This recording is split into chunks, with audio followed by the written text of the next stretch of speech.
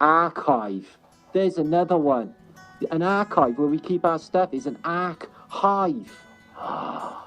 Because we're in the ark. It's like they got us living in dwellings, haven't they? So what does it mean to dwell? Oh, she died, and he dwelled upon her for years. He's dwelling there. I'm dwelling. I'm dead. I'm dwelling. So stay in and dwell in, is what they say. Could you please share this out? If you can, share it out, Twitter or Facebook. We've got so much juice to get through here. You're going to be feeling a bit puffed out. So Vimanas. Now, we get a lot of Indian stupas that look exactly like what they tell us the Vimanas are. You get Vimanas in the Bhagavad Gita or the Mahabharata, and they are plain sources, if you like. But they do have specifications for these things, and they work on spinning mercury. Also, some cave paintings, you can see Vimanas there. So they do know what it works, or the workings, and you can see wheels within wheels, mercury inside spinning, 2 chords lift. And as you can see on this stone, wherever that is, Himalayas maybe, you can see what looks like a static equipment here and here, which are Vimanas, which can cause lift. And there's the Glocken, the bell. Apparently turns up, it's a time machine, apparently the Germans designed it, the bell. Turns up in, I think it was Kecksburg in America, in the 50s, they said it like jumped from 1940s to there. The bell, the Glocken, but it is also a Vimana and cited to be working on mercury. Now, also, pyramids in Mexico had canals of mercury, and then pyramids, they look really like Vimanas, don't they? So they got specifications from Vimanas. They know exactly what I show you now. If somebody was to actually use the initiative to use the Vimana schematics and the bit of technology which I'm going to show you in this video right now, they could literally get it to fly like this scene out of the Mahabharata. And there it is, the Vimana. They know exactly how this shit works, so they can do it. Spinning liquid mercury, which I'm going to show you now. Now, you can do a lot of stuff with mercury. It's quite a miracle substance. I've got some gallium right in front of me. I was going to do an experiment with that. We'll see how that goes a bit later. But red mercury is a thing because we used to have it in our valves in the old televisions in the past. Okay. Now, they do say that it's hazardous and it causes brain tumours, etc. But they would say that, and this is why. So we are scared from childhood with poisonous mercury. Okay, there's chunks of what looks like red mercury right here. Oh, thank you for the loves. We're scared from childhood of poisonous mercury. Let me move it on a little bit. Okay, so this guy, he's not got a problem with sticking it down his Gregory Peck at all.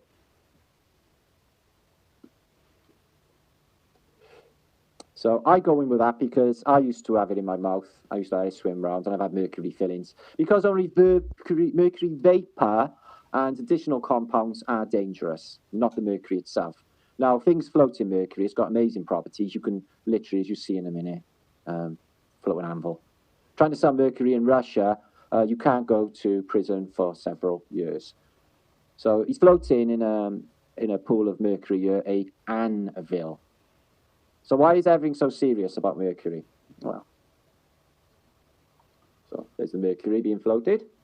Very soon to understand everything and all of humanity with you concerning this unbelievable substance. Remember, mercury is Hermes. So this guy, he's got, as you can see, a weight on a stick. And this guy's a weightlifter and he can't do it. But if you rev this thing up using a cordless drill, because it's got mercury inside, and let that mercury spin and the thing itself, this will happen.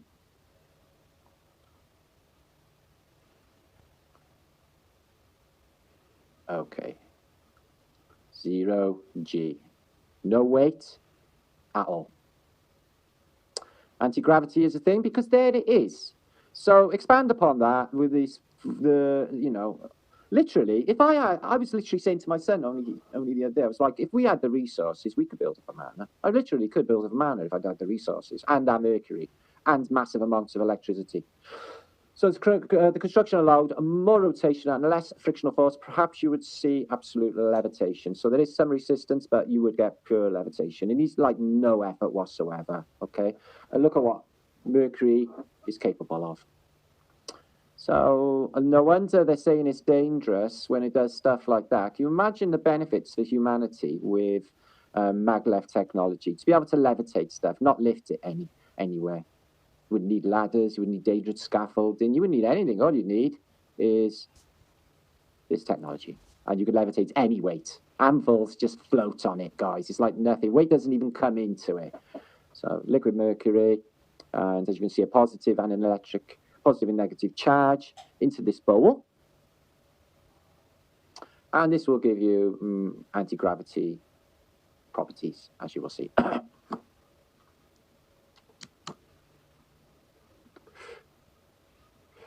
Oh, hurry up. My OCDC can't stand things going slow. Hurry it. That's better. So then it starts to centrifuge, it starts to spin at a great velocity. Check this out. What a substance. And it also, you know, it reacts with sound well. You know, you can get somatic patterns, vibrational qualities in coupled with this technology and the vibrational qualities of mercury. I'm getting all sorts of ideas in my head, guys. I really, really am. Like inventions that they don't even think of or know of. Brilliant. And then it's the reverse. Very, very clever. So imagine if you do this in a loop tube where mercury is in a vacuum, and then you would get maglev technology or anti-gravity. Interesting? No shit. Use more anti-gravity. It's a similar principle. Where do you get hold of all of that mercury? I would love some. I've got gallium, as I said. That's a non-Newtonian element that has similar properties. So there you are. What they used in the Vimanas. And this is the similar to what I just showed you with the Vimana. That magnet in the middle causes it to spin. And it spins at an incredible velocity when left. It says that Vimanas flew on Mercury, and as you can see, all there is a current being passed through with a ring magnet in the middle, and it is spinning. And that spin, when it's quick enough, can cause anti-gravity. So, you know, in my mind, you know, I'm not like an electrical genius or anything, my son is, but in my mind, it's like all of this just seems so doable. And if it is, for my head, then, you know, a greater mind can put this shit together, no problem. And this is what they must be doing for their fake alien invasion. And how much have we been robbed? If it's that simple to get, you know, anti-gravity technology, inertia dampening and all the rest within our reach. Within our reach, guys. We just don't, maybe we just haven't thought big enough. I don't know, it's difficult to say. Anyway, I hope you enjoyed that. This is mind-blowing. So these are in Congo. Okay, can you imagine the circuit board cities being built with this stone? Or just having this stone in the past anyway, because it exists now. Electrical stones in the Congo. Stones that contain an electrical charge. You just put one wire on one end, one wire on the other, and it's enough for this fella to arc weld his axe together, just out of the rock. You can pick any rock and do this experiment. Congolese black rock are electric and usable electric, so why are we having batteries? Why don't they ship Congolese black rocks all over the fucking world and we can literally arc weld with them? So how much do you feel skanked now? With the lace tech, the queen tech, the anti-gravity, surely 100% definitely a thing. And they got bricks or stones which create an electrical charge. How much we have been skankaroonied, wouldn't you say?